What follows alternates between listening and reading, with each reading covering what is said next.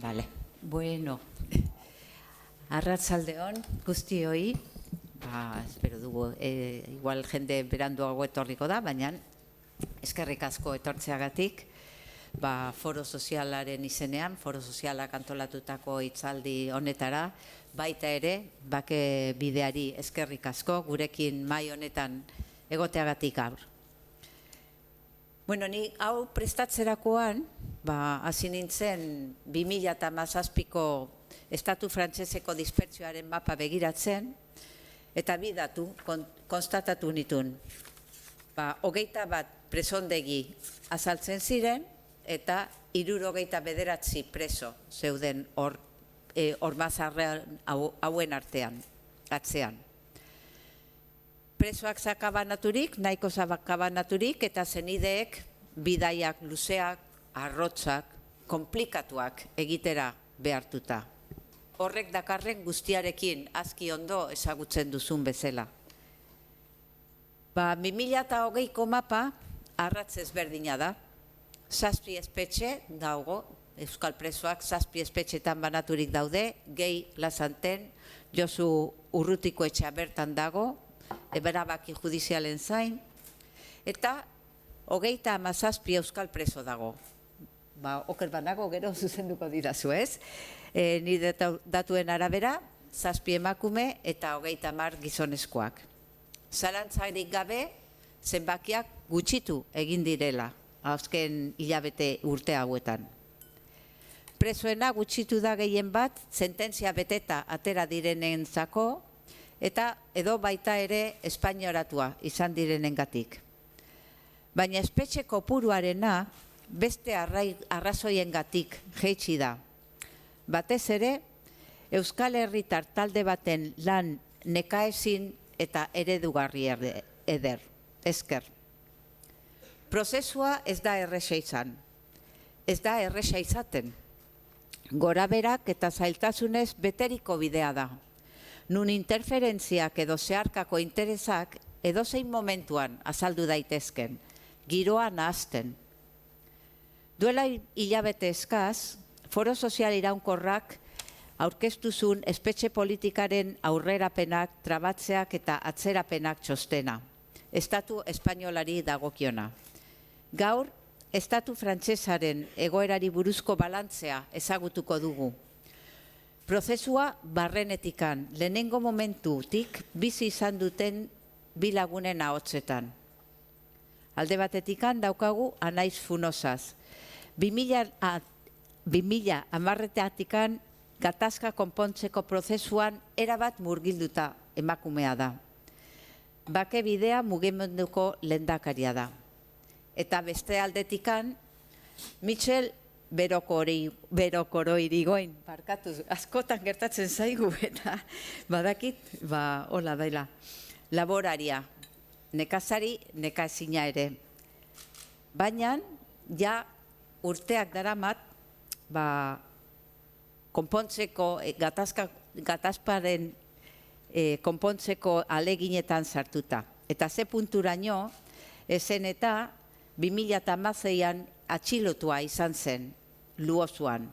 Beste lagun batekin batera, armagabetze prozesuko ekintza bat burutzeko lanean zebilenean. Atxiloketen osteko Ipar Euskal Herrian gauzatu ziren gizarte zibilaren mobilizazioak zein politikarien konpromisoak funtseskoak izan ziren, gaur egun Michel eta berarekin atxilotuak izan zirenek libre izateko.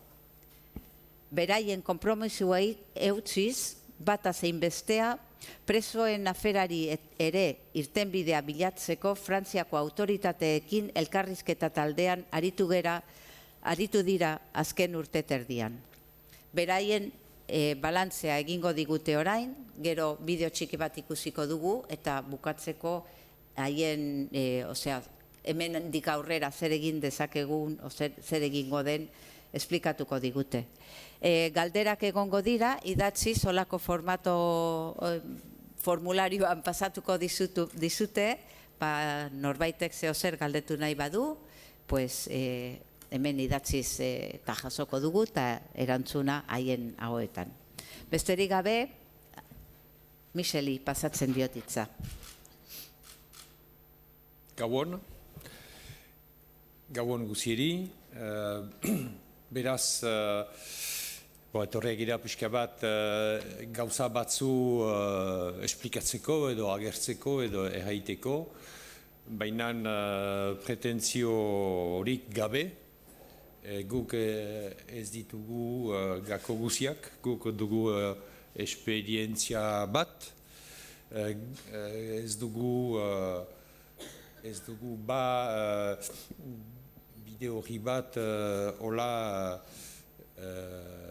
osorik egiten aldena zueri pasatzeko, eredu bat bezala da, esperientzia bat, eta hortarik hartu behar da, adaptatu behar da, eta guk ere bidea egiten dugu, urratsak eginez ez dugu, badugu norabidea, baina mapa ez dugu, jada hori askotan erraiten dut. Horra nik esplikatuko dut, pixka bat behar bada gure berezitasun bat, edo lantu dugun metodologia bat, gehiago. Metodologia bat, zenta metodologia hori saiatzen gira aplikatzen bake prozesuaren gaiari, presoan gaiari. Eta gero anaizek esplikatuko du gehiago azken bi urte eta erdi hauetako balantzea, zertan giren Parisekilako negoziaketan. Eta dena lotua da. Metodologia aldetik, egia da gure esperientzia, guk dugun hemen egiten aldugun aportazioa nolabait da jende ezberdinen arteko transversalitate bat saiatu girela aspaldi lantzea, eta anistasuna, transversalitatea eta jendarte zibilaren implikazioa. Eta nolabait jendarte zibila, jendarte zibilak ez dakitzera esan nahi dut. Jendartea dela motora. Eta hori da, pixka bat, iparaldean dugun tradizioa edo aspaldiko urteetan, luhuso eta armagabetzea, baino aspaldi lehenagotik, lantua dugun estrategia bat. Eta gure realitatea iparaldean zen berriki arte ez genuela instituziorik. Ez ginen existitzen ofizialki, kolektiboki ez ginen.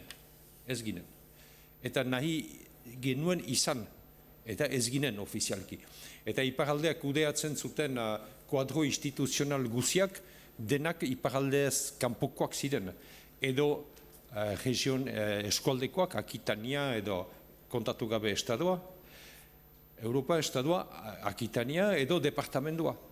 Baina erabaki gune guziak ziren, iparaldea beno zabalago ziren erabaki guneak, eta beraz osatua ziren, iparaldekoak ez ziren pertsonetaz, beren gehiengoan.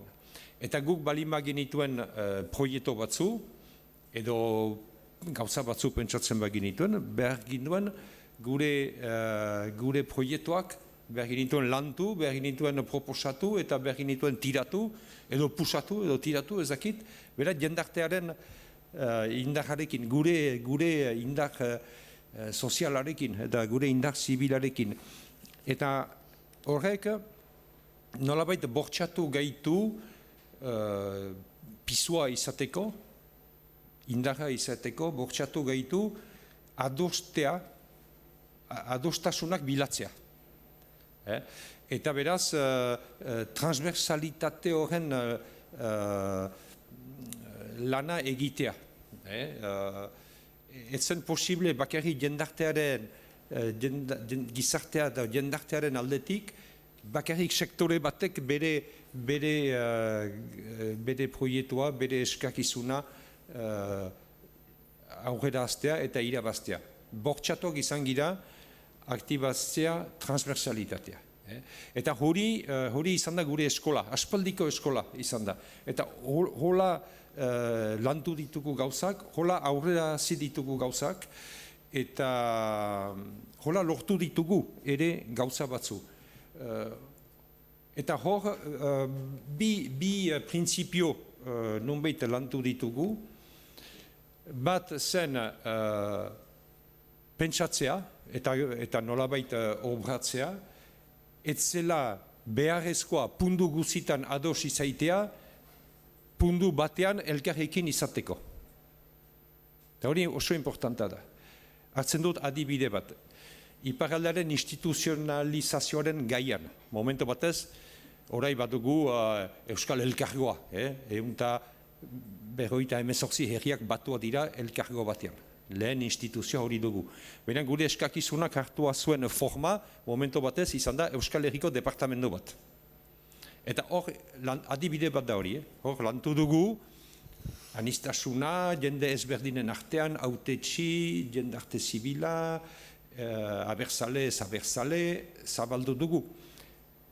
Euskal Herri departamentua batzuentzat zen Euskal Herriaren bere gaitasunaren bidean lehen urras bat, eta beste batzuentzat zen Frantziar estatuaren presentzia hobea hurbilagoa Euskal Herrian. Beraz, bi norabide oso desberdinak, edo bi helburu, ez dakit, oso ezberdinak eta oso kontradiktarioak ere.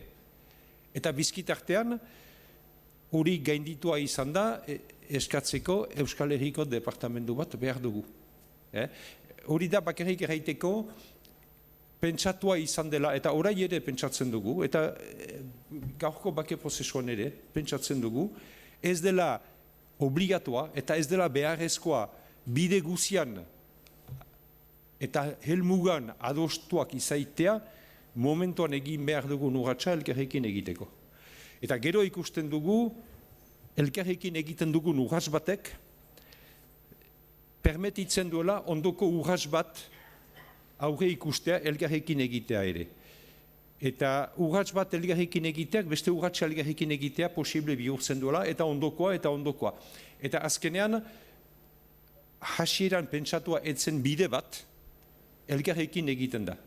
Eta behar bada, eta hori gero historiak du erakutsiko, behar bada elkarrekin egitea, bide hori elkarrekin egiteak, behar ba urbiltzen ditu gure arteko helmugak edo norabideak, eta behar bada elkarrekin egiten ari gira, nolabait herri bat, bere anistasuna errespetatzen duena, eta aman komunean zerbait eraikitzen duena. Eta hori da metodoa, eta hola izan ditugu esperientzia bat beino gehiago. Instituzioaren gaia aipatzen dut, Euskal Herriko Laborantza Ganbara sortu genuelarik, orai 15 urte hola sortu zen, anistasun horrek ilan, transversalitate horrek ilan, eta beti alako interakzio batek ilan, mugimendu soziala, ekintza sozialak, eta pedagogia eta dimensio instituzionala. Eta orai dugu instituzio bat, eta errandutana jendartearen aktibazio hori izan da pixka bat instituzio ezaren hutsune hori betetzeko, eta orai instituzio bat dugu, eta ez dugu galdu behar instituzioa dugulakoan, kuadro instituzional bat dugulakoan, ez dugu galdu behar jendartearen implikazioa, jendartearen aktibazioa, eta jendartearen dinamika. Askotan ikusten den bezala. Eta behar dugu elgar osatu. Eta hori lantzen ari gira ere orai bake prozesu honek ilan, bakoitza bere estatutuarekin, bakoitza bere jolarekin, elgar osatu. Instituzio batek egiten alditu eta egin behar ditu gauza batzu jendarteak ezin dituenak, badu bere abots ofiziala, badu bere kontako ofiziala, harreman ofizialak, baditu posibilitate batzu, jende guk, pertsona bezala ez ditugunak baitez bada, baina guk pertsona bezala, baditugu gaitasun batzu, funkzio batzu, egin bide batzu, instituzio batek egiten alezituenak.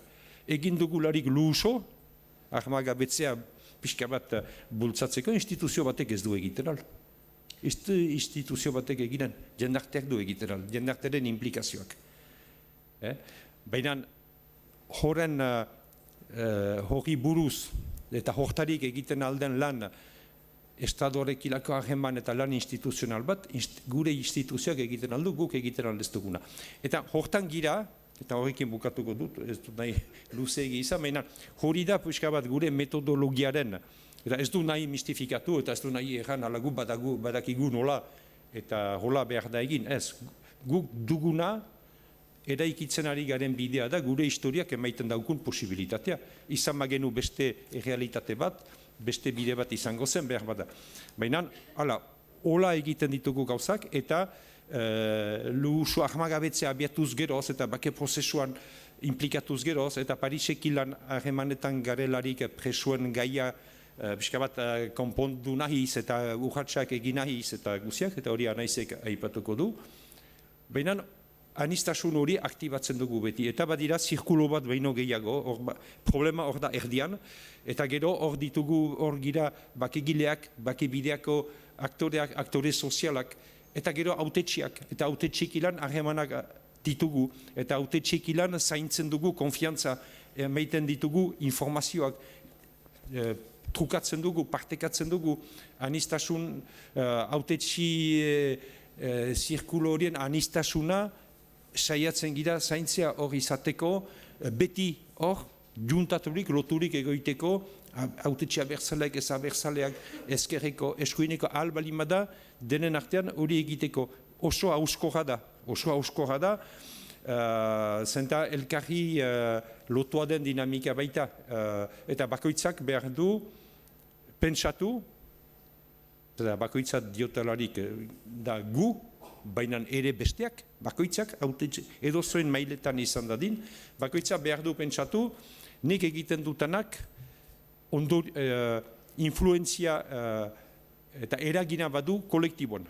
Nik egiten dutanak eragina badu kolektibon. Eta behar dut, kolektiboaren dinamika zaindu, kolektiboaren indarra zaindu, baina momentu berean behar dut kolektiboa animatu, azkartu eta aurrera hasi.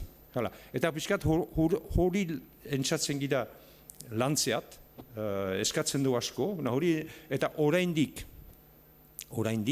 zaindu dugu gure arteko anistasun hori, transversalitate hori, eta konfiantza hori ere instituzioa jendartea autetxiak. Puzzle hori, instituzioa autetxiak anistasunan jendartea aktore sozialak, bakoitza bere funktziorek ilan hori zaindu dugu, hori elikatzen dugu, eta horrek emaiten daugu indaja.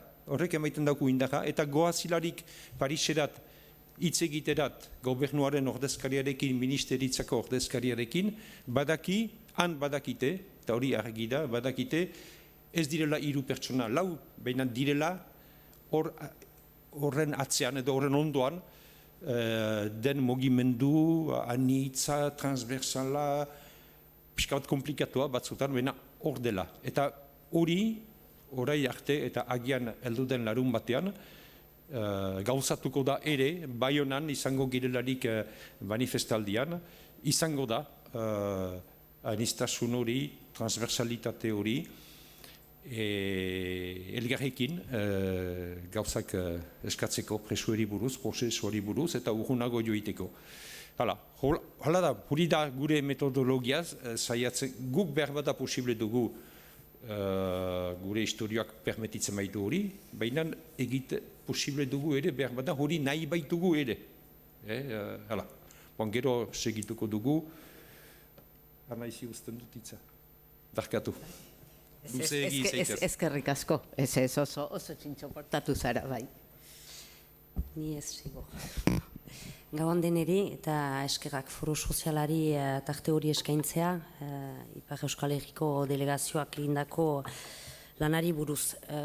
Zehaztasunetan sartu baino lehen eta pixkat Michelen aritik, nik nahi nuke kontekstualizatu elkarrizketa esparru hori, bada lan filosofia hori, me bada ere nire iritziz aietez geroztik Ipar Euskal Herrian burutu den ariketa politiko, pedagogiko, transversal hori egin dena Michelek orain esplikatu duen lan filosofian, eta ekarri duena nik errango nuke, bai bake prozesua baita ere lurralde problematika eta haren ezagutza batzea eta nunbait bake prozesu hori erabat txertatzea lurralde agenda batean eta orduan nik errango nuke lurralde baten beharrean eta orduan 2017an joiten girelarik hau batez Parisera, bagoaz Baionako deklarazioa eskuan, bagoaz bideogi bat definitua eta Michelek erramezala, bai instituzioa, bai jendarte zibila eta gehiengo politikoa hau batez eramaitea eta nik uste dut hori dela lehen abiapuntua eta bide horren ezaugarritze importantea, armagabetze bat egindu lurralde horrek, balintzarik gabekoa, ez bada nik errango nuke bat edo konpromesu bat hartzen dena egun hortan dena bururaino eramatearena bide hori. Orduan Parisera gatoz, edo goaz, markatu, indar harreman ikuspegi batetik, etxeko lanak eginda eta irekitzen dugu espazioa. Espazioak duen agenda, erran bezala, Baionako deklarazioko agenda du, bide horrek adostua izan dena Ipar Euskal Herrian eragile politiko guzien artean, egina du, nik errango nuke, elkar bizitzaraino dena pentsatu, ez? Orduan gu bagoaz Parisera, esanez gauza argi bat, begira, hemen hartu ditugun ahiskoak, egin dugu egin behar zena, armagabetzea emanda bake prozesua aintzina joateko, orduan orain zueri tokatzen zaizue, segurtasuna emaitea prozesu hori, segurtasuna emaitea lurraldeuntan egiten dugun ariketari, eta orduan orain presoen gaia aintzinatzea, eta bere nik errango nuke korapilo guziekin, baina modu integralean konpondu behar dugu. Eta orduan bagoaz agenda horrekin, lehentasunez jarri salbuespenezko egoerak zenta bukatu behar da horrekin, eta nik errango nuke elementu berri bat jarriz eta hori dator nire ustez armagabetzearen metodoak utzi digun ondare ederrena dela elkarrizketa inklusibo batetatik bultzatzearena esparru hori. Eta hori esaten dudanean, nik errango nuke bid norabidetan inklusiboa dela, bat kolektiboarekin hitz egitea eskatzen duelakoz delegazioak, ezin delakotz edo hasteko Ipar Euskal Herriko delegazioak ez duelakotz irudikatzen onelako bide bat egitea presoekin hitz egin elkarrizketatu eta adostu gabe, eta nik errango nuke inklusiboa ere delegazioak alden neurrian joango delakotz eztabaidak konpartitzera gizarte zibilarekin eta Ipar Euskal Herriko hautetxiekin. Orduan, honen gainean adostasuna bada eta esparru hori martxan jarriko da. Nik errango nuke gainera berrikuntza batekin publikoki asumituko duela gobernu berri horrek. Publikotasunak emaiten dio zilegitasuna handiagoa, baina bermentoan eta gero bidean oartuko gira, publikotasunaren kudeaketa ez dela beti erresa izan, zenta publikotasunarekin konfientza ere joan behar da, eta konfientzak eskatzen du hainitzetan isiltzea dauden eztabaidak, dauden oztopoak. Orduan, hasten da elkarrizketa esparru hori, ofizialki urriaren 19an eta badu jadanik lehen pauta bat eta lehen pauta Ipar Euskal Herritik markatuko dena manifestaldi bat antolatzera deitzen baitugu Parisera, lehen momentutik argi dugulakotz indar harreman batetatik soilik tiratuko dugula esparru hori, agerikoa delakotz, motorea jendarte zibilaren indarra dela bake prozesuan, eta batez ere Pariseri begira, eta horrek ere permititzen duela, nik errango nuke, giren aktore guziak mantentzen hildoan, bat eta lanean. Orduan, hasiko da elkarrizketa, delegazioak bukango du posibilitatea garaian ziren Maixol Iparragirre eta Mikel Albisurekin elkarrizketatzeko aintzinamenduak emateko, eta hor hasiko gira agendaren gainean, baina agendaren gainean bi lehen gai jarriko dira, nik errango nuke aterabide bidean, direla hurbilketarena eta sakabanaketaren eta DPS estatutuarena, hemen uste dut FIES, deitzen alko litaikela estatutu hori.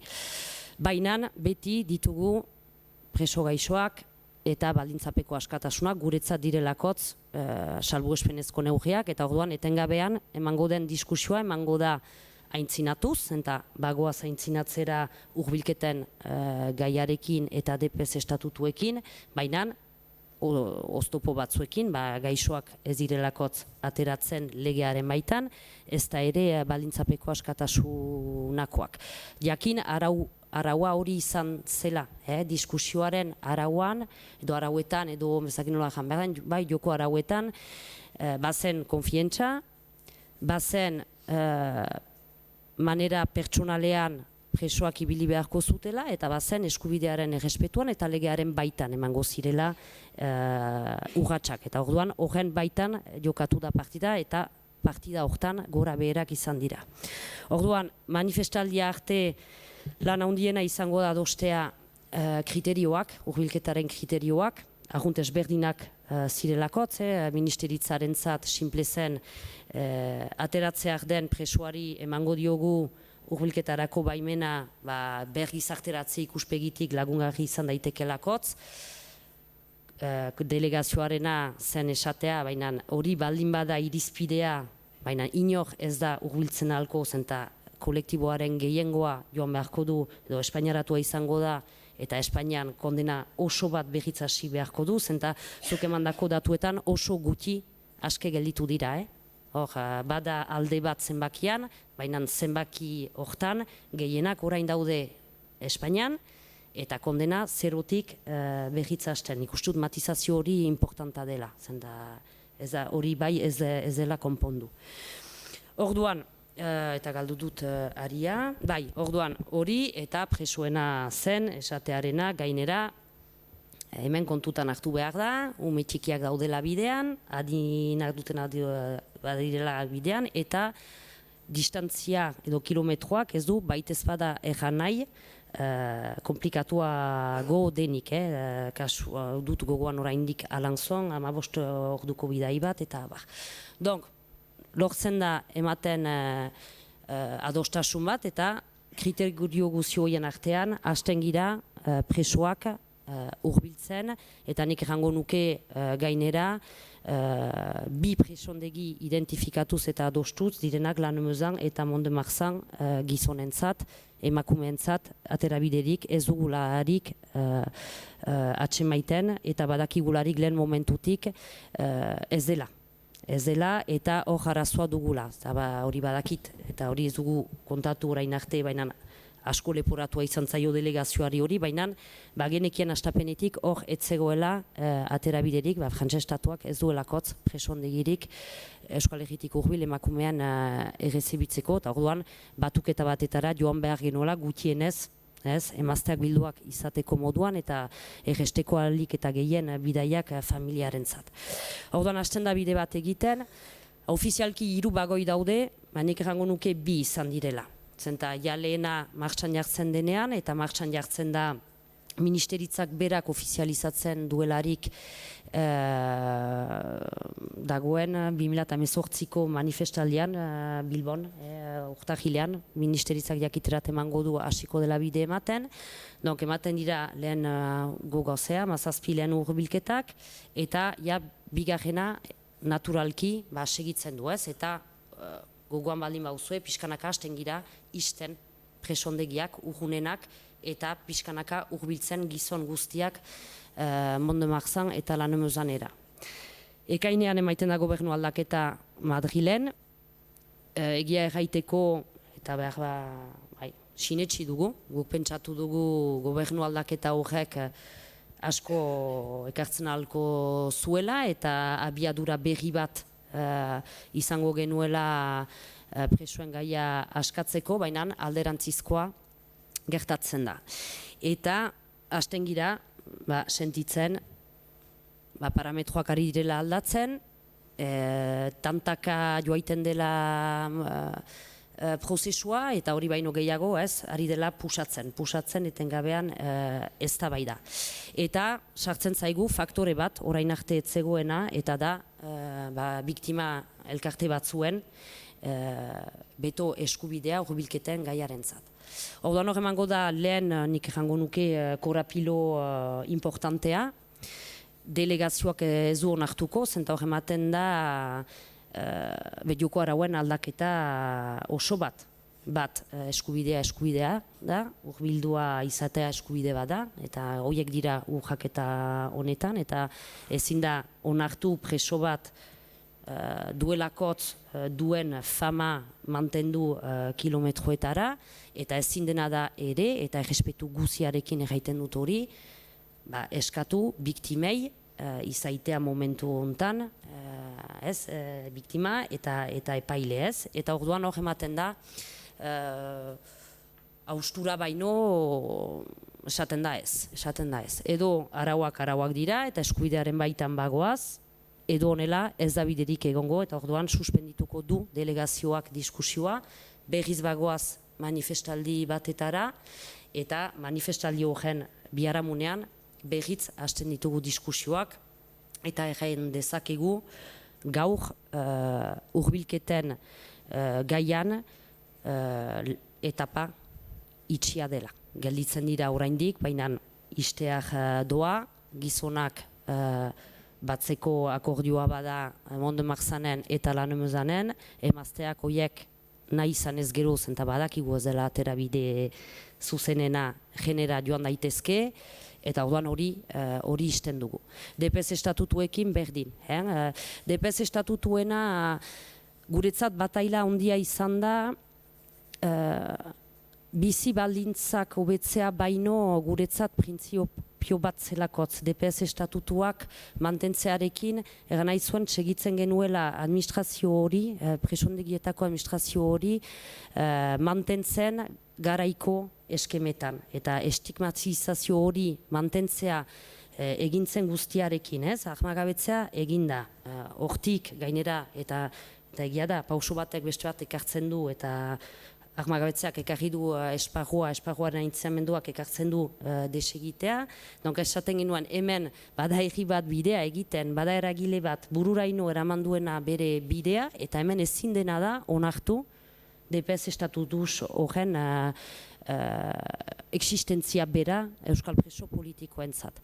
Ez da, baitez bada erresa izan, zaurrak eskatu du pedagogia handi bat egitea administrazioaren gainean, eta nik errango nuke gehiago ministeritzatik eta orduan gobernutik asumitzea kudeaketa politiko bat egitea administrazio horrekin, gauzak aldarazteko eta bide hortan azkenean lortu da, eta guretzat ez da datu txikia, administrazioak altxatu dituen azken DPS estatutuak altxatu ditu bake prozesuaren izenean. Eta nik uste dut hori badela datu oso garrantzitsu bat, are gehiago dakigunean administrazio hori estatu bat dela estatuan.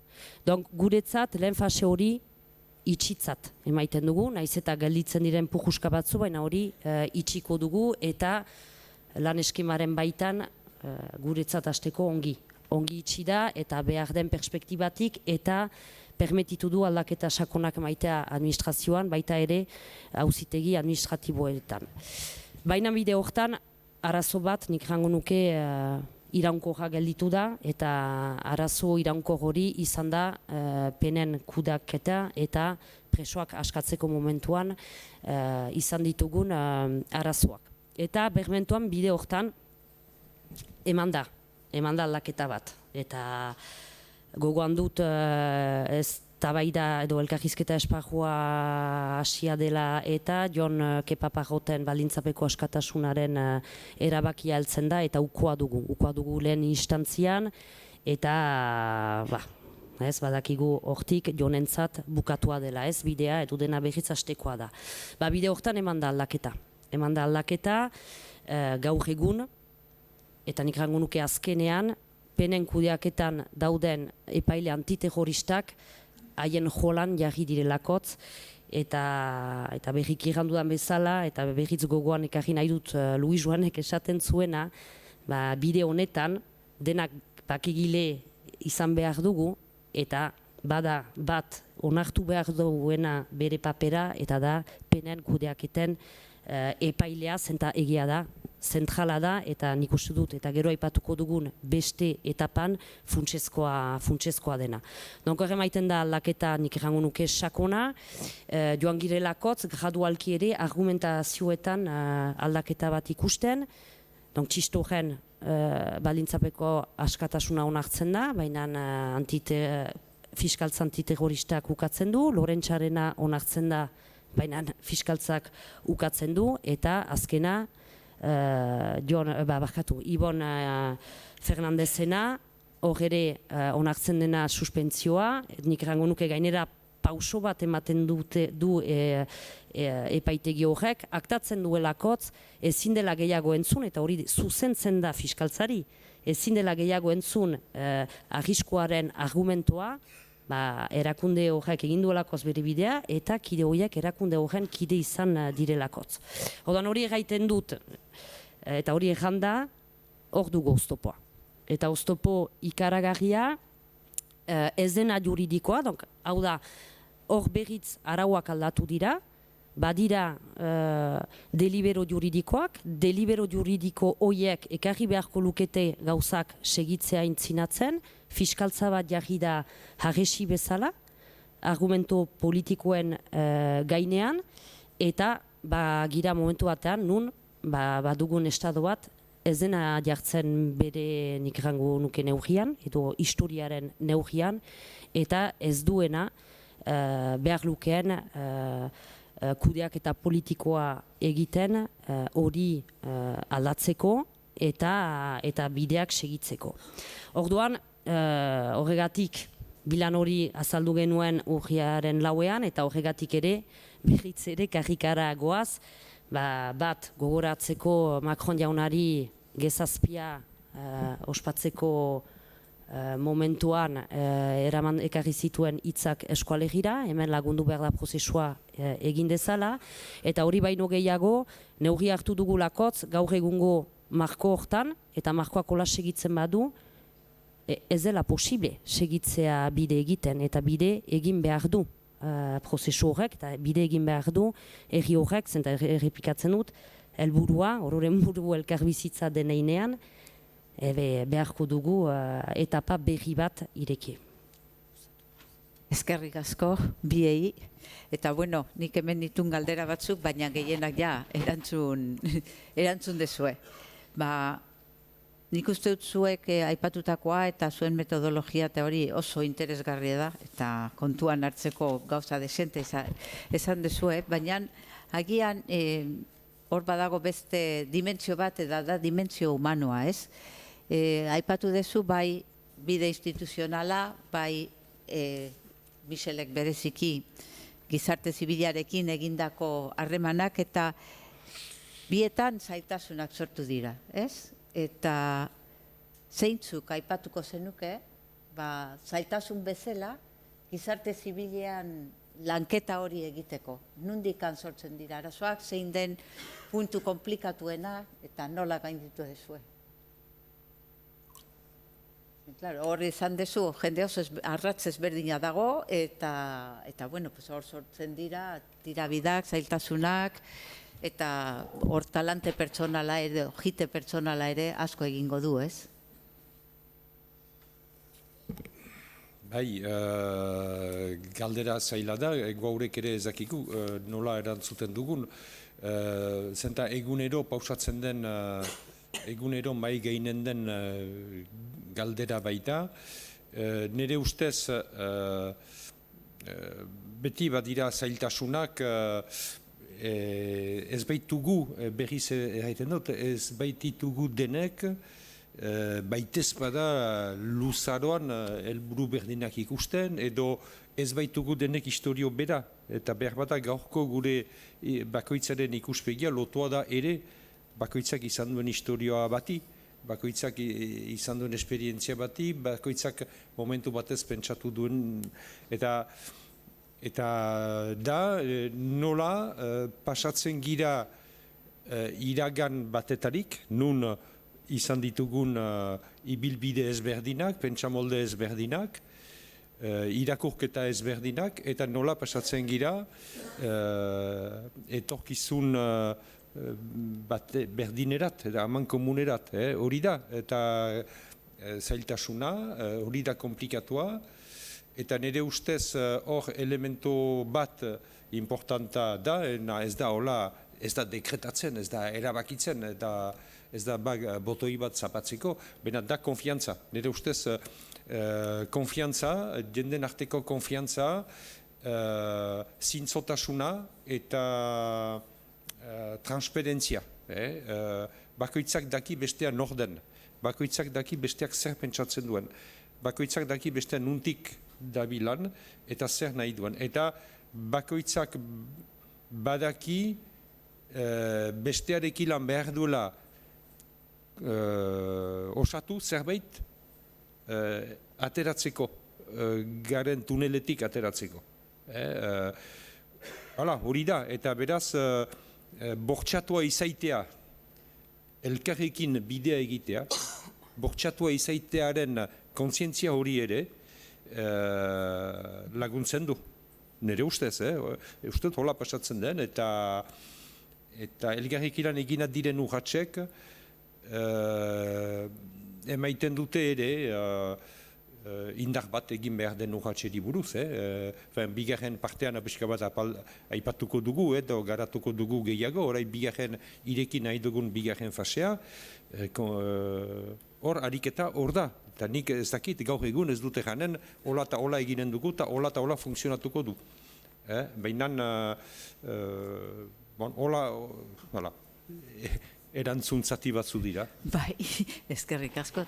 Eta zentzu horretan, claro, hori da maila herrikoia, ez? Eta jendearekin, eta ezagutzen duzun jendearekin, eta eragilekin, baina nola egiten da instituzioekin, hori administrazioarekin, olako harremanak zailtasunak gainditzeko, eta hor zer nolako harreman pertsonalak sortu diren, eta hori komplikatua ere bai, ez? Porque hor daukazu instituzio oso bat, eta zuk oso ondo aipatu duzu, lortu dezuela pedagogia goitik bera gobernuak bultzatzea, ez? Harreman pertsonalik ezakit sortu den, ikuste dut lortu duguna da, baina bi urteko bide batean, labur da, me luze da, preso denarentzat eta kilometroak egin behar dituenentzat luze da, baina ikuste dut gehiago ariketa pedagogikoa egiten lortu dela. Genituen interlokutoreekin, eta uste dut ere lortu duguna da, erabat, eta erran dut ere ostion, menan lujaldearen agendan jartzen bake prozesuaren aintzinamendua. Eta hori erraiten dut, zenta nire ustez jende hainitz dago lanean ari. Eta bada Euskal Herriko delegazio bat ezagutua dena, joiten dena ministeritzara, baina badaude hautetsi asko lanean ari direnak, eta uste dut badirela ere eragile asko lanean ari direnak. Nik uste dut gehiago pedagogia horrek permititu duela gauzak, edo bederen jarrera batzu anakroniko bilakatzen. Eta nik uste dut bederen presondegietako administrazioarekin hori lortu da. Puzle guzi hortan, sartzen ez den puzle hori identifikatzen ez, eta behar bere tokian etzegoelakotz ez, eta bere tokian jartzen. Horrek esan nahi du presondegiekotako zuzendaritzan ere bazegoela holako jarrera bat, ez? Hola aldaketak emateko baita ere, ez?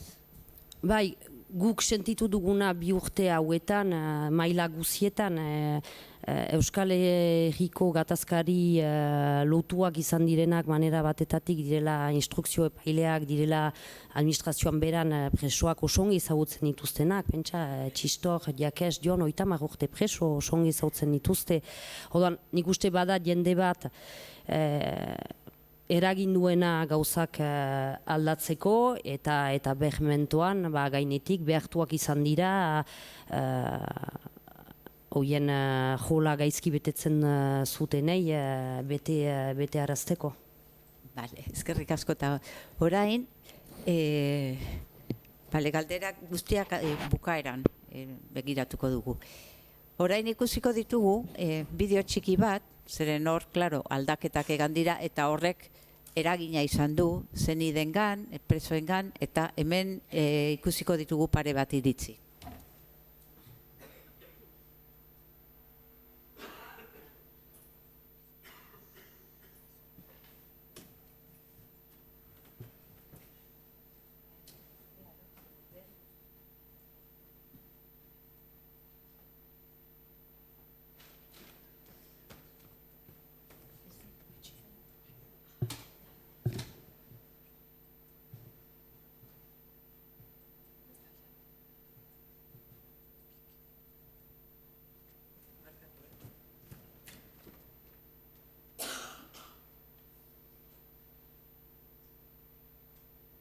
Esan zigutenean, bagenekien zerbait, artisauak zirela eta zerbait mugitzen hasia zela Frantzialdean, eta esan zigutenean Mont-de-Marsanera zetorrela, erabateko poza hartu genuen. Alde batetik, ohituta geunden, Taraskonera joaten, eta egia gogorra egiten zitzaigula. Zen lanean egon eta ostiralean lanetik irten eta 700 kilometro egiteko aruntzaino eguraldi txarrakin, neguan eta abar, eta gero bueltatzeko beste 700 kilometro. Orduan egia da gogorra. Diferencia, pero abismal. Primero la sensación de cercanía, ¿no? Que lo sientes mucho más cerca que cuando estaba a tantos kilómetros, que estaba en Arles. Luego, los viajes que para nosotros ya, que no somos jovencitos, pues nos suponía mucho esfuerzo. Pues teníamos que hacer viajes de, 8 horas, quedarnos a dormir, porque no podíamos hacer el viaje de vuelta en el día. Con lo cual, el costo también era... Lo demás, las visitas en Arles eran buenas y no teníamos problema para ni vis-a-vis, o sea que teníamos todo como ahora. Pero claro, el cambio ha supuesto un acercamiento a todos los niveles. Para nosotros es mucho más cómodo ahora poder ir y hacer el viaje en el día. Económicamente no tiene nada que ver el presupuesto que supone un viaje u otro. Y luego, pues eso, que para ellos están igual, pero es que el castigo es para las familias, lo del alejamiento, que no tiene sentido. Askoz denbora gehiago daukate edo patiora joateko, kirola egitea, ikasketak ere, beraien artean ere bazkariak egiten dituzte igandeetan, eta nik uste denentzako izan dela aurrerapen ona. Eta baita ere, beti joaten ginenean 2 bisita egiten genituen, larunbat goizean eta igande goizean. Orduan horrek esan nahi du baita ere ekonomikoki ez bakarrik kilometroari erantzitako zigorra edo, ez? Baizik eta ekonomikoki ere hotel hartu behar genuen, naiz eta janaria etxetik eraman askotan 2 egunetarako ez duzu nahiko eta nonbaiten jan behar eta bar. Baina, hori gainditu genuen eta orain aldaketa guretzako beraldiko aldaketa izan da. Lo del alejamiento es que no tiene sentido, porque es un castigo añadido a las familias. Entonces, pues para nosotros ha supuesto una diferencia, y para él también. Claro, estaba prácticamente solo en Arles. Aquí está con otros compañeros. Para el tema de estudios también tienen más acceso a la universidad. Entonces, es que han sido todo mejorías. Eskarrak ez diogu inorri eman behar, hau gertatu delako, ze azken batetan legea betetzea besterik ez da izan, eta giza eskubideen zati bat, pauso txiki bat besterik ez da. Oraindik asko falta, ez?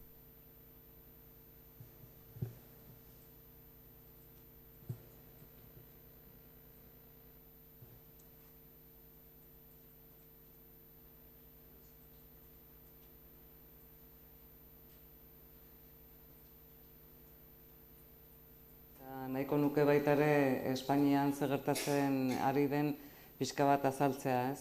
Ze han ere, nire ingurukoak adibidez, ari dira Castellonera joaten, hori, astebururo, ze egia da, ez dugula nahiko hilean behin bakarrik, baizik eta nahi dugula gure senitartekoek bisita astero aldugun maizena egitea.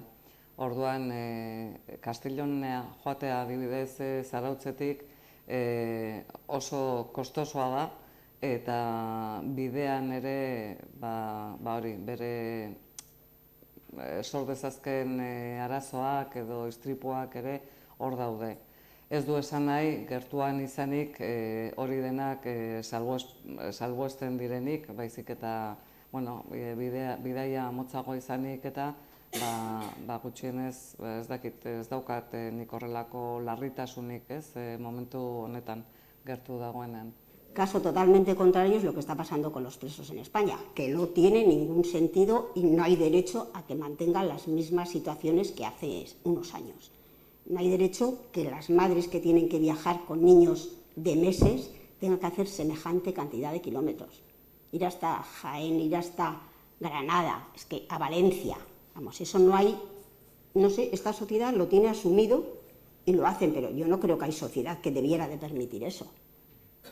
Entonces, bueno, es algo que tenemos que luchar pues, para que se consiga pues, el acercamiento. Y luego está también el tema de los presos enfermos, que ya se ha comentado. Pero bueno, yo lo de los niños, aparte del tema de los presos enfermos, el tema de tener que viajar con los niños, que tengan que hacer semejante esfuerzo para poder ir a ver a sus padres, es que no hay por dónde, a nivel de derechos humanos, no hay forma de aceptar eso.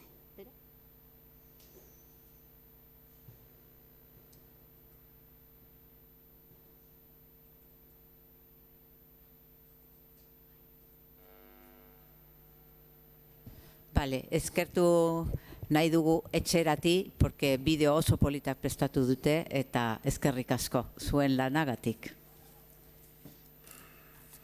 Bueno, orduan, bigarren zatiari ekingo diogu, eta aurrera begira jarriko gea. Mitxel, hasiko zarazu, baietz? Bai.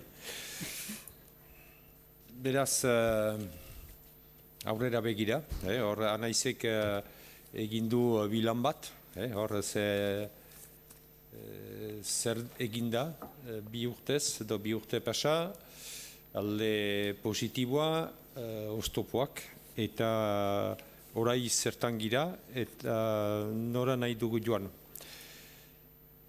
Eta horrek pixka bat lotuko du ere azkenik izan den galderari, zailtasunak nola gainditu gure artean, baldin badira.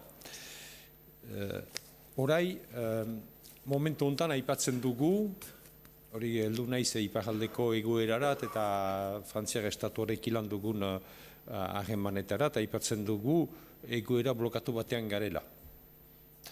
Duela urtea ere, aipatu genuen, egoera blokatua ginela. Eta Baienako manifestazioa duela urtea zen egoera hori desblokatzen laguntzeko.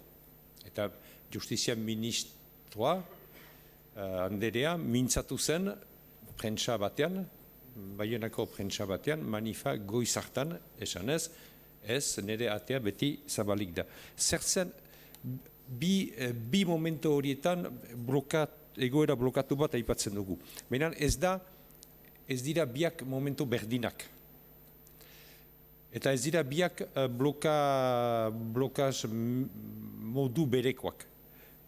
Joan den urtekoa, duela urte batekoa, zen Parise eta gure arteko kontratua, nolabait, hautsi zela, apurtu zela. Bagenuen kontratu bat, bagenuen bide hori bat, bagenuen agenda bat, eta hori zen salbuespen neurrien inguruan definitua zena.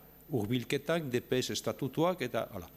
Eta hori normalez behar genuen egin demora definitu batean, eta urte batez gutxi gora bera, eta urte batez egin behar zena, bi urte emanda egiten.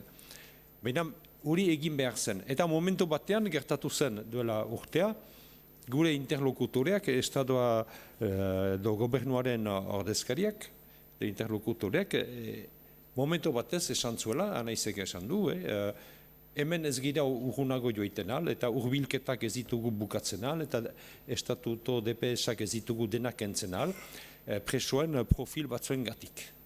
Eta beraz, finkatua genuen kontratua hautsi da. Eta guk erran dugu ez da hautsi behar kontratua. Kontratu hori bururaino behar da eman. Eta ez da batzuen presioniak edo batzuen lobiak ez dute hautsi behar kontratu hori. Eta bururaino joan behar da. Eta hola gertatu zen, hori zen manifaren gaia eta lortu zen. Eta anaizek esplikatu du, ez dut berriz erranen.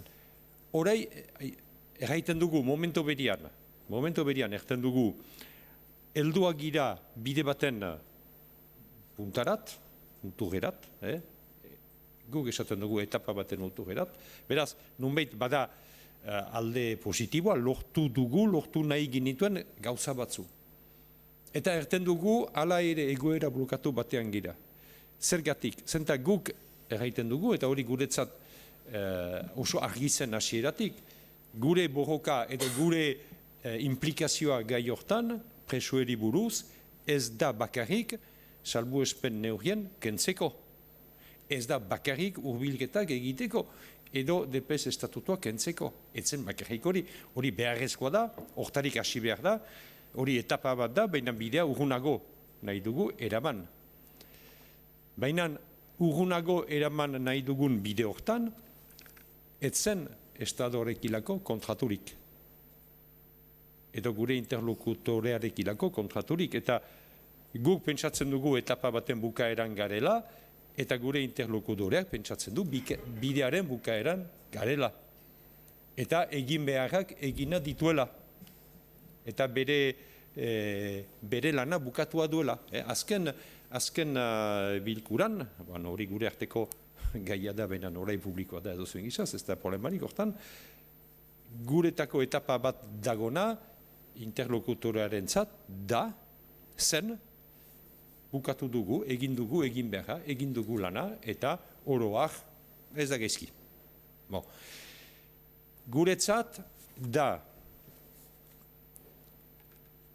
beste etapa bat pasatzea, eta preso degiaz aparte, beste formula bat, beste alternatiba bat atzemaitea.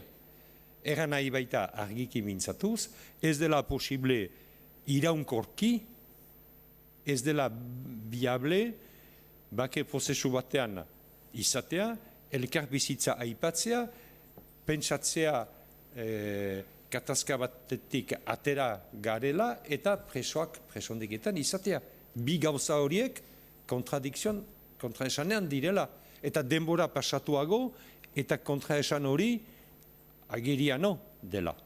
Eta beraz, hori nahi dugu, orai, ireki bide hori. Ireki nahi dugu, erranez, bake prozesu guzietan, mundu guzian, ez bakarrik Euskal Herrian, denetan, izan dira formulak, presoak ez ditezen, luzera presondegietan egon. Eta atzeman dira formulak, eta atzeman dira atera bideak, eta atzeman dira erantzunak. Eta Euskal Herrian ere beharko da hortari pasatu. Eta ez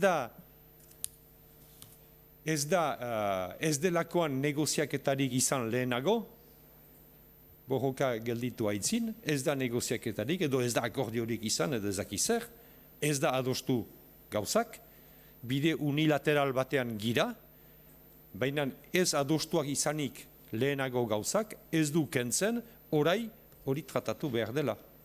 Eta momentu batez, eta guk ere alde zentsu hortarat lan egin dugu, momentu batez armagabetzea baldintzari gabeko urratsa izatearen alde izan gira, ere gu lagundutukularik armagabetzea, zenta ikusten bai ginduen eta denbora pasatzen baitzen, eta ikusten bai ginduen bakoitzak bere baldintzak ezagiz eta besteak ez onartuz eta denbora pasatzen zela, eta denbora eta egoera usteltzen ari zela, eta etxaiak zuela, probetxu egiten horrek ilan. Ez du egan nahi momentu batez baldintzak ez ezartzeak, baldintza horiek ez dutela baliorik. baldintza hori beren balio osoa dute, eta orai mai gainen ezari behar dira. Eta hola dugu, nahi gaur egun, problema pausatu hemen ere, Euskal Herrian ere, beste modulo batean gira, beste formula batean gira, beste eredu batean gira, beste inobatzen berrikuntza bat da, atipikoa esaten dute askok, hemengo bidea, hola da, baina atipikoak ez du eta ez ditu kentzen oinarrizko elementuak, eta batez ere presoeri buruz, beste alternatiba bak, pentsatzea, asmatzea, eta hor, justizia transizionalaren mekanismoak nahi ditugu tratatu, lantu, eta hortarik formulak ateratzeko presoak ez diten presondegian egon.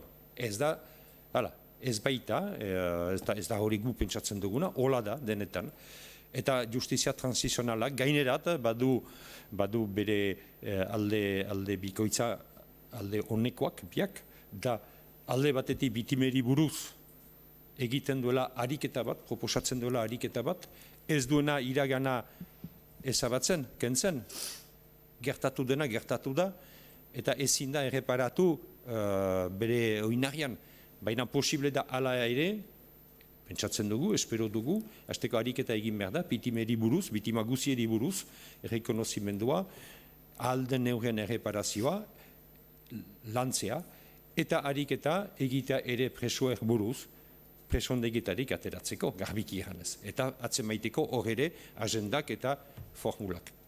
Eta gure bidea atipikoa izanez, justizia transizional horrek permetituko duena, eta horrek emanen dauzkigun gakoak, gaur egun ez dakigu zer diren, baina elgarrekin behar ditugu pentsatu, asmatu eta gauzatu.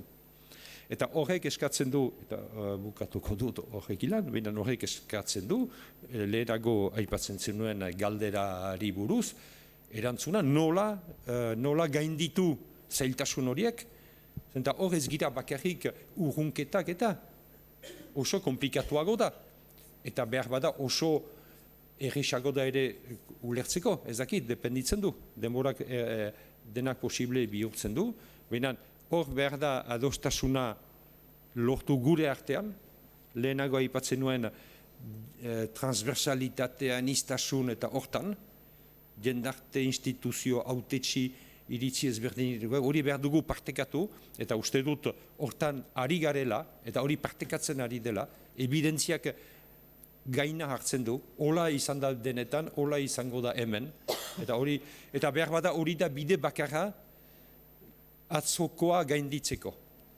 Eta hori ez bada egiten, atzokoa gelditzen da hor, zauri bat, gaizkuntzen dena, eta momento batez ondorioak izaten aldituena. Beraz, hori adostu behar da hemen, eta behar da nunbait inposatu, ez dakit, nunbait behar da sartu estaduarekilako harremanetan. Eta horregatik gira, Macron presidenteari mintzo, erranditu hitz batzu oso importantak. Hitz publikoa, eta guk nahi dugu sinetxi hitz publikoa. Ez dugu nahi baloreak kendu hitz publikoari. Esan duzu hori, historiak ez du errepikatu behar, gobernuak behar du lagundu, nola egiten dugu? Nola egiten dugu? Hori egin behar dugu, elkarrekin nola egiten dugu, eta hortan ez dugu lasatuko, hori tratatu hartio. Hori da, orain dugun, eta espero dugu, 2020ko urteunek, hor, emanen ditula, lehen erantzun batzu. Aldatuko dela fiskaltzaren edo parketa edo prokuradorean komportamendua. 30 urte preso aurten betetzen dituztenen sortea aldatuko dela. Hortarik aurten, espero dugu, urte bukaeran egin behar badugu balantze bat hemen, izango dela ere balantze hortan pondu positibo batzuk gaur egun ez ditugunak oraindik ikusten.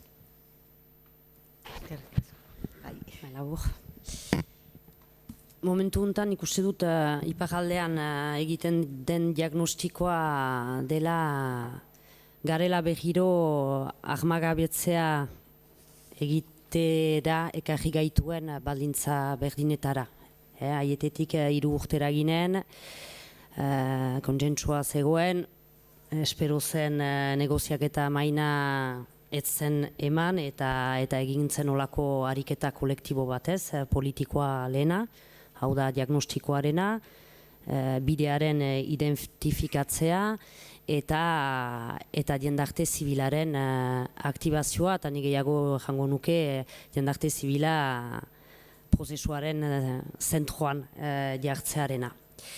Etapa berri hori politikoa da, jamagabetzea egitearena zen bezala, Michelek errandu oso komplexua den etapa da eta mementoan pasa behar dugun etapa da. Hemen ez da posible, Michelek gaiten duen bezala, elkarbizitza helburutzat jo, hemen jendartea ez bada prest, politikoak ez badira prest, instituzioak ez badira prest, onartzeko hori presuen askatasunetik datorrela. Orduan, guk iparraldean askiarri dugu, behar dugula berritz ere zentratu, behar dugula etapa berri hori begira akordio berri bat eraiki, bai honako deklarazioa dugu, baina honako deklarazioa egin zen kontekstu batean, negoziaketa main baterako, ez gira negoziaketa eskema batean, bai, hala ere nire ustez bagira presoen gaia maila esolutiboan ekartzen duen egoera batetara, orduan beharko du iparraldeak definitzera zer den etapa berri hori eta nondik pasa beharko den eta orduan ze izan beharko den estaduarekin sortu beharko den markoa. Nik uste bada, haietez geroztik egiten dugun bide lanketa hori Parisen eta dela segitzea lobilana egiten. Jaiten du, nik presonderitako administrazioa aldarazten lortu dugu. Hor, agresiba dugu, ez gira ere inozoak izan behar, oso komplikatua dugu fiskaltzaren posizioarekin, zenta hau, eta nik uste dut hortan dela ere gure kezka, ez garela bakarrik Parise eta Madrile arteko diplomazia joko batean, bagirela ere maleruski hartuak azken urte luze hauetan, frantses estatuan logika antiterroristak hartu duen gaia eta oroak seguritateak hartu duen gaia ez. Eta horrek eskatzen du bidelagun berriak sortzea eta eskatzen du hoien aldeko jende baten gana jotzea eta hauekin guzi hortaz elkarrizketatzea. Eta gero, eta nik hortan bukatuko dut.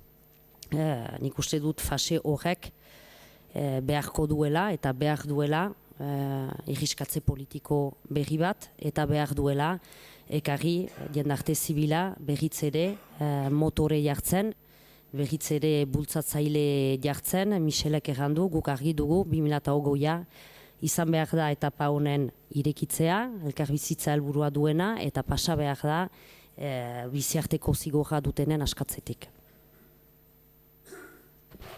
Eskerrik asko biei. Nik hemen galdera batzuk nitun, baina hemen pasa didaten galdera bat, gainera Anaizek aipatutakoaren arira dator, eta irakurriko dut. Edonori jartzen du, zuzenduta. Dago susmoa, prokuradoren jarreran, garaibateko Lebert eta beste pailen atzetik Guardia Zibilaren itzala dagoen, diru beltzaren bidez, edo Frantzian, Espainian bezala antiterrorismo eta etaren aurkako egon direnak lobby batean bihurtu dira, lobby bat bihurtu direla. Pizka bat aipatu duzu, baina... Ez da, nire ustez ez da lobby bat, da estadu bat estaduan. Eta hortarako dugun blokeoa oso, nik errango nuke, grabea da eta bakarrik politikoki kudeatu daiteken blokeo bat da. Eta nik uste dut azken urteetan antiterrorismoaren bilakaerak, hor 2001etik den bilakaera batek ekarri duela pentsaera molde oso bat eta doktrina oso bat sartua, baina maleruski ez soilik polo antiterrorista horietan. Nik uste dut, badugu ere eta kontzientzia hartu behar dugu, nola doktrina horiek pixkanaka ere bide egin duten jendeen baitan, jendarte zibilaren edo iritzi publikoaren baitan. Orduan, nik uste lobby bat balitz bakarrik gaitzer di. Lobby bat, baino askoz gehiago dugu hor parean. Bai, ez dut gehiago gehitzerik, gure gaia sartua da zako handi batean, terrorismoa da antiterrorismoaren zako handi hortan, eta hor ez dute bereizketarik egiten, bat badela atzoko parametroak aldatu direnak, logiziela aldatu dena, paisai aldatu dena, eta behinan hor ez dute diferentziarik egiten, eta gauza tratatua da dena berdinean, eta hor dugu, hori dugu, gainditu behar. Hori behar dugu irabazi, aurtengo urteak behar du hori aldatu. Eta ez dugu gehiago ikusi nahi, eta hori Baionan esango dugu, luden larun batean, ez dugu gehiago ikusi nahi, helburu bezala ezartzen dugu, baina ez dugu gehiago ikusi nahi, auzitegi batzuk hartzen erabaki baikoa baldintzapeko askatasun baten dako, eta gero fiskaltzak dei egiten. Holakorik ez dugu ikusi nahi gehiago. Eta hori helburu bat da, horretan helburu bat da, eta ikusiko lortuko dugun, eta nola, eta hala. Bueno, eta azken galdera pixka bat, gaur pixka bat beharrezkoa da, ez? Gaur hemen Madrilen osatu da gobernu berria. Gobernu berri honek jarrera aldaketa edo duela 18 hilabete martxan jarrizun hori apurrak gehiago egingo balu, uste duzue eragina izango zula Parisen. Hemen prozesua pixka bat azkartuko balitz.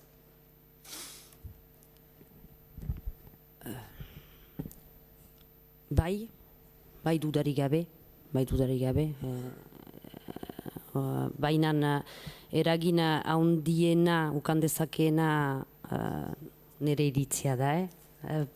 Parisen da hemen Hego Eskolegian aktibatuko edo lortu beharreko kontsentsua Madrili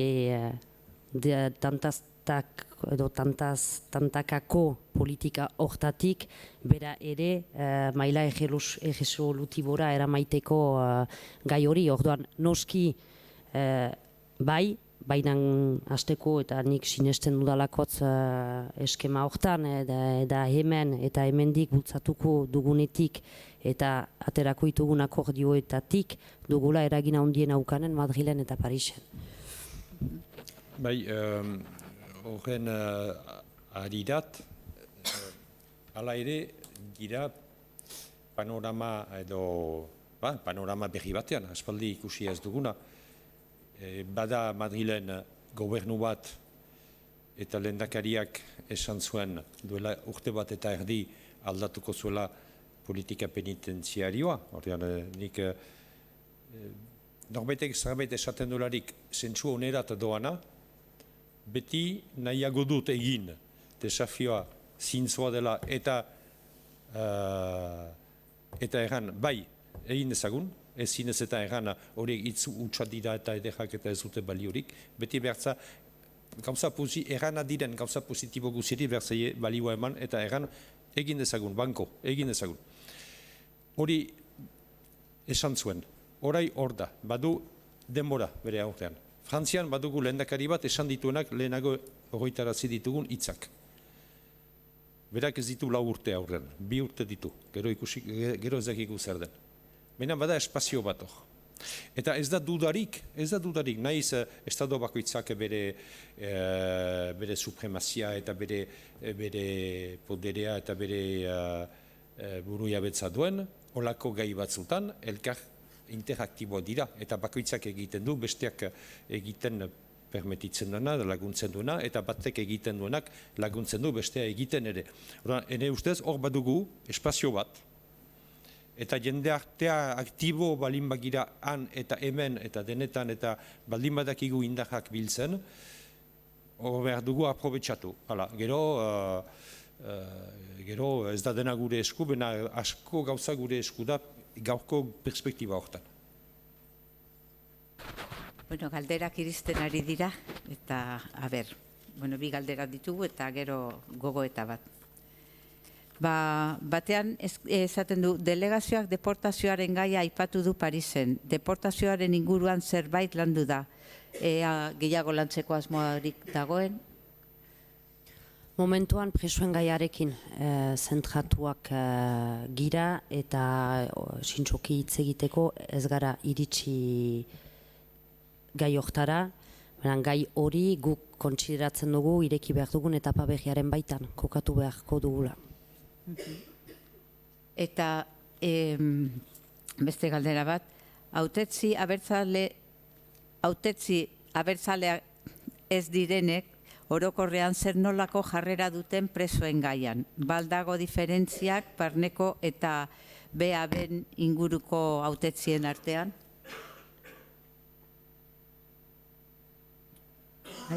Edo nori. Galdera da, ea, hautetzi abertzaleak daude eta ez abertzaleak. Eta ea, ez abertzaleak direnak zer nolako jarrera dute presoen gaiari buruz. Nire ustez, gai hori buruz, presoen gaiari buruz, eta bake prozesuari, gure prozesuari orokorki, estadoarek ilan dugun harremanari buruz, ez da diferentziarik, hautetzi abertzale edo ez abertzaleen artean. Eta abertzale ez diren hautetxiak, horietan ere badira orotarik, baina badira abertzale ez diren hautetxiak oso implikatu direnak prozesuan, oso zintzoa direnak, eta batzu gobernuari hurbilak direnak ere, eta asumitzen dutenak dosier hori ekartzen. Eta hori baloratzen dugu osoki, ez dugu bestean beno gorago ezartzen, bate, denak behar dute beren maila egin, baina hori ala da eta eskertzekoa da. Gero ala ere nik nahi nuke matizatu ere pixka bat, eta nik uste dut guk ere baitugula gure oztopoak eta kontrakoak ere bai, eta behar eskolegitik dena oso politik usten da eta ilusionagarri, baina dena ez da ilusionagarri, eta badugu gaur egun jende bat edo hautetsi batzuk ez daudena bat ere alde, zenta nik uste dut lortu den sartzen lujaldearen agendan bake prozesua, eta orduan egiten ari den bide horrek beldurra eragiten du ez.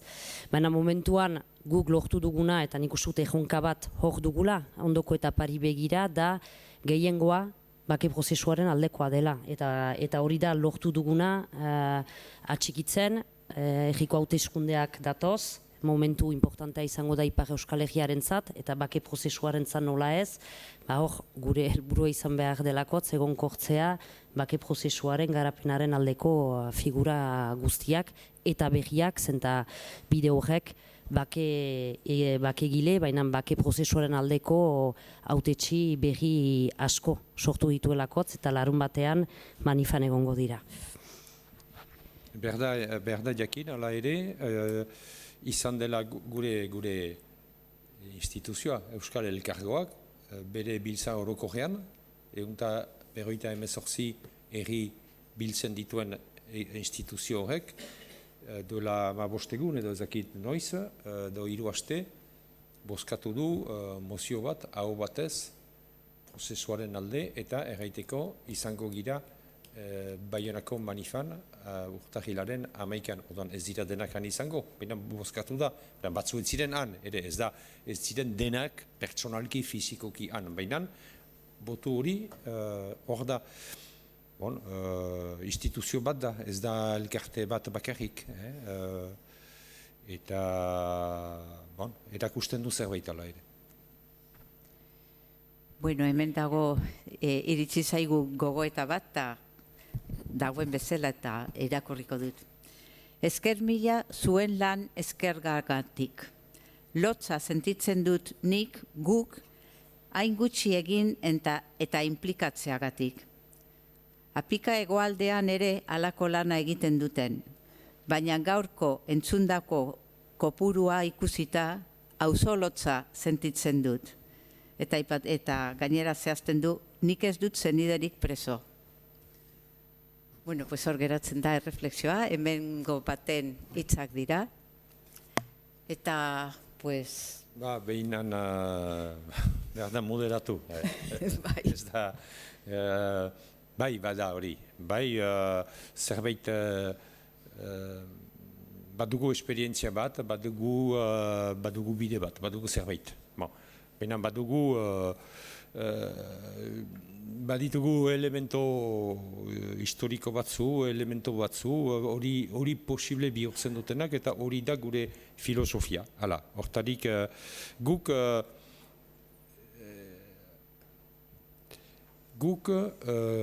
bizka bat gure, eta guk erraiten dolaik, sentsu zabalean da, eta hori gainditzen du abertzale, zabertzale muga hori, bada sentimendu bat edo identitate bat behar bada, garela Euskal Herriaren eraikitzen ari garela, eraikitzen.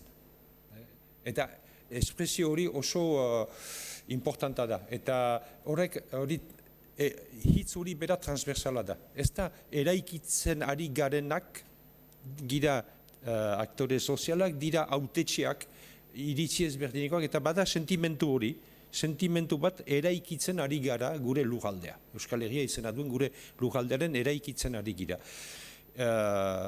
Eta horrek ez ditu hesten abertzaleak bakarrik eraikitzaile edo eskualtzale eta besteak ez, eta ez. Hori transversala den gauza bat da, nortasun bat. Gure pixkan nortasun ageri transversala hori da, gure implikazioan.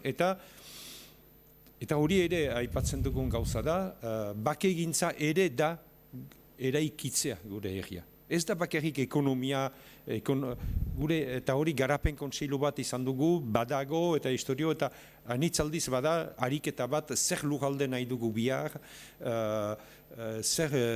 bada asko gogoeta izanik, eta garapen kontseilua badu orai 30 urte, berba badela. Eta garapen hori da, eta ariketak dira, eta ariketak guzia transversalak, autetxi ez autetxi eta historio, zer lugalde nahi dugu, eta anitzaldiz bada lugalde hori alde ekonomikotik, alde sozialetik, alde kulturaletik, eta gero gehiago bada ere alde bakegintzaren aldetik. Eta nahi dugun lugaldea ez da bakarrik ekonomikoki hola edo ez dakitzer, da ere dakiena edo gaidena elkar bizitza hori eraikitzeko. Eta hori da ere ate bat, bakegintza elikatzen duen ate bat da ere, gure herria horrek ere eraikiko baitu. Hora, gure herria, gehienentzat, gure herria da iparaldea. Bina, hala da, bakoitzak egiten du bere atean duena ere mua. Ni berdin ere matizatuko dut gogo eta hori nik uste ez gira baldintza beretan ari, ez dugu iragan berdina eta hori ezin da ukatu, eta hori ukatzearekin bideari ukoa egiten diozu, lehenik nik usut, eta behar batzuek ez zarete ohartzen, baina nik uste dut aietez geroztik Hego Euskal Herrian egin den bidea, egin diren ekarpen asko oso lagungarri izan direla Ipar Euskal Herriak garatu duen biderako. Ez naiz detaile guzietan sartuko, baina jakin Ipar Euskal Herritik uste dut dela jendarte zibila direla hautetxiak oso kontziente garela dauden arazuetaz, eta nik ejango nuke ere kontziente zenbat indar egiten den elkarbizitza helburu dagoen hor bai lobi ikaragarriaren aintzinean eta bake prozesu horren kontrakoen lobiaren aintzinean. Orduan nire ustez, gero beti egetxago da, kanpotik baloratzea parean ikusten dena, baina bada Hego Euskal Herrian azken urteetan egindako bidearen inguruko balorazio positiboa egiteko, ez da nahi bezala intzinatu, baina nik uste dut inoiz baino gehiago Hego Euskal Herrian bake prozesuaren nik jango nuke erronkak maingaineratuak direla, nun ditugun korapiloak, askatu beharrekoak batez ere, eta bai, goazen eta lau urte hauek baliatu ditzagun. Bueno, eskerrik asko bioi, nik uste dut oso argigarria izan dela, oso interesgarria, benetan jarraitu dugu arreta handiarekin, eta, bueno, bidea elkarrekin egiten jarraituko dugu. Bakoitza gure bidetikan, baina helburu berdinarekin. Eskerrik asko zuei, eskerrik asko parte hartu zuenei ere bai. Eta hurrengora arte, larun bat arte, segurazki.